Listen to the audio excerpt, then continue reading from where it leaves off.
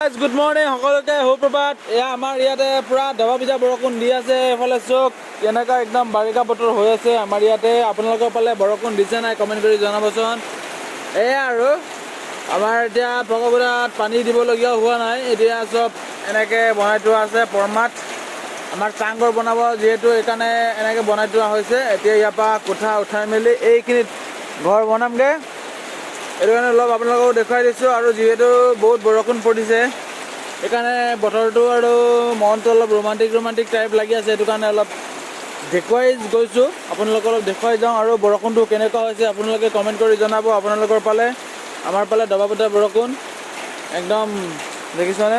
আৰু এই দুজন বন্ধু দুজনে এতিয়া টিউশ্যন কৰিবলৈ গৈ আছে। এতিয়া গ্ৰীষ্মকালীন সময় যিহেতু এইফালে একদম বন্ধু দুজনে গৈ আছে টিউশ্যন কৰিবলৈ। আমাৰ গাঁৱলীয়া পৰিৱেশ এই আৰু কিছু মিলা প্ৰীতিৰে দুজনে গৈ থাকে, এফালে গৈ থাকে আৰু এয়াই আৰু বাই বাই গাইছ।